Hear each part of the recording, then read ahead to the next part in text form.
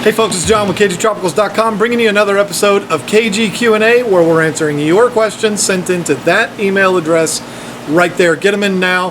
We're getting through some of these questions, but it might take a little while to get to you. So get them in now so that you don't have to wait too long. First question today comes from Dan Belfast. Hey John, love the videos. My main tank is 125 gallon for the all males. Have a few 10-gallon tanks for the fry to come. I am trying to do segregation breeding. What's a good sized tank to set up to hold 3 to 5 females and transfer the male so they can do their thing and put the male back into the main tank? Shooting to just breed 2 types of fish for now, a peacock and a hap. Would a 30-gallon be too small? Okay, first of all, let's address your plan. I don't like it, and I'm being honest with you. And I don't like it because I've tried it and it doesn't necessarily work. You can't put a male into a tank with a bunch of girls and say, okay, do it now. It's not necessarily going to work that way. So that plan makes sense because then you don't have the male beating up the females and all that.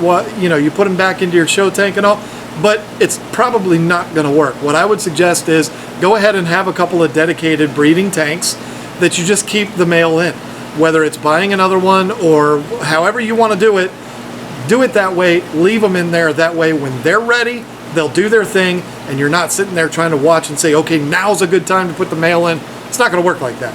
So you can't make them do it. You can't flick a switch. So having said that, will a 30-gallon tank work? It'll work depending on what you're doing. If you're going to do peacocks, yeah, it'll work. I've done it and it works. Is it ideal? No. 55 would be better, but if that's all you have, then a 30-gallon tank will do fine. I've done it in my garage. If you look at the older videos that I did, and it worked perfectly fine. 10 to 12 fish in there, and it's fine. Haps, I don't think I would. I've never bred haps in a 30-gallon tank. I've always kind of kept it a policy, 75 gallons or more, and it's worked out fine. Even some of your bigger haps, a 75-gallon tank would be too small. So keep that in mind. If you have 2 30-gallon tanks already and that's why you're wanting to use them, then just breed 2 peacocks. Or maybe some of your smaller haps, lethrinops, things like that. Some of your protomalus stay pretty small, but give the haps some room. They need it. They get much, much bigger than your peacocks do. So maybe try to find a 75-gallon on Craigslist or something. It'll make your life a whole lot easier. Matt K. John, I have 8 red zebra fry, just over 2 months old, in a 10-gallon nursery tank. I have a cobalt blue zebra in the main tank holding eggs right now, and I want to keep the fry. After stripping, the cobalts will go into a fry net in the nursery for the first month, and then I'll release them into the tank with the red zebras. I'll be giving half of the red zebras up for adoption because of my limited tank space. So now we get to the question, can older and younger fry mingle safely? Should I keep them separate with some kind of divider? There will be a significant size difference between them. Sometimes it'll work, sometimes it won't. We have had larger batches of fry wipe out smaller batches of fry, so the ideal scenario is to keep them separate. But it all depends. I mean, sometimes you can get away with it.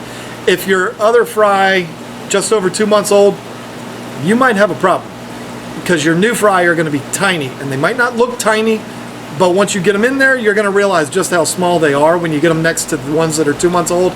So your best bet, keep them separate. That way you don't have to run into any problems. If it has to be a tank divider or something like that, that's fine, but keep them separate. It'll probably be what is best for them. This is why you see a lot of breeders have a ton of 10-gallon tanks. It is for that reason, to avoid the problems. Okay, Richard Campbell. Hey John, in one of your videos you discuss how to deal with ick and how to prevent it, but you forgot to mention how much salt to add to your aquarium and the process of adding salt. Please let us know, thanks. I didn't forget, I did it on purpose. And the reason why, I give you the concept and then you take that concept and you go with it. Why do I do that? Because I don't want the phone calls and the emails saying I did exactly what you said and all my fish died. I know that sounds crazy, but for some of these guys that have YouTube channels that don't have the business attached to it like I do, they don't have to worry about that kind of thing. They can just say to their person that they gave the advice to, oops, sorry, But with me, they want to go crazy. Not saying that it's happened before, but I'm trying to avoid that from happening. So what I do in videos like the one where I talked about ick was I recommend using aquarium salt. And anybody will recommend using aquarium salt to help to cure ick. But the part of figuring out how much to put in there, that's going to be on you, my friend. And it's as easy as reading the box that the salt comes in.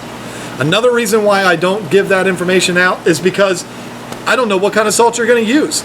I mean, yes, it's true. I could do this video and I could say use a tablespoon for this many gallons, and somebody will go into their kitchen cabinet and grab their iodized salt and they'll throw in all, and it doesn't work, and they'll blame me. And that's why I avoid that kind of stuff. Different aquarium salts require different amounts because the rocks are bigger or whatever. So I don't know what kind of brand you're using. I don't know what you're using. So on that part, you're going to have to kind of figure that out for yourself. I hope that doesn't sound mean. I hope you understand where I'm going with that. You know, I mean, I can't tell you everything because sometimes telling you everything will end up getting me in trouble. So there you go. Does that make sense? Read the back of the box. It's no big deal. It doesn't say to treat ick, but it does say to use as a medication. Use this much. So, all right. Dan Fuller. Hey John, I have about 15 African cichlids, mostly all Mbunas. I have a breeding pair that just happened on its own, a yellow lab and a red zebra. Is this normal for them to breed? I always hear about keeping the fish with the same fish, but why? Let me know what you think. All right, it's well known that with Mbunas, they will typically stick with fish of the same color. Yellow lab, cobalt blue, is that what you said? Yeah, or red zebra.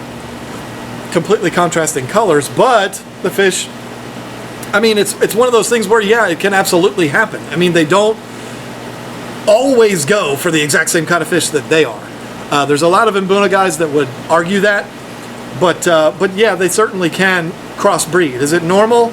I mean, I don't know what the definition of normal is when it comes to fish keeping, but yeah, they certainly can crossbreed. This is why the whole hybrid debate is out there. And this is why so many people would, you know, cause a big stink about mixing them all together and all that kind of stuff. I mean, it's a big deal. So, is it normal? Yeah. I mean, it happens. They can crossbreed. They don't necessarily discriminate. But with Mbunas, they do, for the most part, kind of stick with their own kind, which is why so many places would recommend to you to put 2 of each kind, you know, and then they'll go from there. I don't know if I'm making any sense today. Super Bowl's getting ready to start. I want to go watch it, and so I'm thinking kind of right now. So I hope I answered your question on that one. Christian Quazada. Hi KG, I'm new to your channel and already find it very informative. I have a tank with a 3-inch Flowerhorn, and I just added 4 African cichlids to my tank with the Flowerhorn. The Flowerhorn don't seem to mind them at all, and I put plenty of spaces for them to hide, and even the Flowerhorn don't mind them at all. But someone told me they both like 2 different types of water quality. Will the African cichlids be okay to live with the flower? No, don't do it. This is kind of like a repeat question that I keep getting in every single video. The last one was about Oscars. Look, the bottom line is this. Can you do it? Probably. But should you? No. Because the water parameters that these fish require are so drastically different. I can't stress enough that I will not ever recommend to you or anyone to mix South American or Central American or anything that comes from the Amazon. I would not recommend to mix them with Africans because the water is so different. It's not as extreme as putting a saltwater fish in a freshwater tank, but it is pretty extreme to them. They require different parameters. They're from different sides of the planet. And their origin is from different sides of the planet. So they don't mix well together. Forget about the aggression side of things. Forget about the fact that Flowerhorns are ridiculously mean. Forget about all that. Just look at it from a water parameter standpoint, and they like completely different water parameters. Go get you another tank, separate them, because that's going to be the best thing for your fish. Okay. Whew. Linda Dear John Letter. Haha. Just kidding. I don't get it. I'm sorry. For your cichlids, do you turn your lights on and feed them the same time every day? Should we? Thanks much, John, and happy holiday to you and yours from Cichlid Haven. You're the best. Love all your videos. Keep it real. Take care. That's nice. Happy holidays to you too. They were a month ago, but you know it takes me a while to get to these. We kind of had this in the last episode, talking about lighting. Do we feed them the same time every day here in the shop? Yes, we do, and there's a reason for that. We like to clean fish out before we ship them. We pack our fish to ship them at usually about 2 or 3 o'clock in the afternoon, and after we pack up fish, then we will feed them. Not the fish that we just packed, but the remaining fish that are still in the tanks.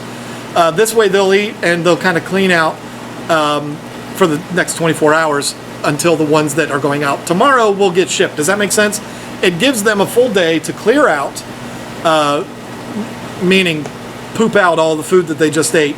Gives them 24 hours for their system to clear out so that they don't poop in the bags when we ship them to you. So for us, we do it on a very strict schedule here at the shop. At home, we feed our fish at the same time every day because we feed them right before we go to bed. Do these fish necessarily require a set schedule? Not really. Especially African cichlids. They would eat 20 times a day if you fed them 20 times a day. And most of your fish would. So, you know, it's a schedule that works for you. Does it need to be the same time? I don't think so. I mean, the fish, bottom line is everybody loves how fish give them attention when you walk up to the tank and the fish go crazy and they go woohoo and they're excited to see you. No, they're not. They're excited because they think you're going to feed them.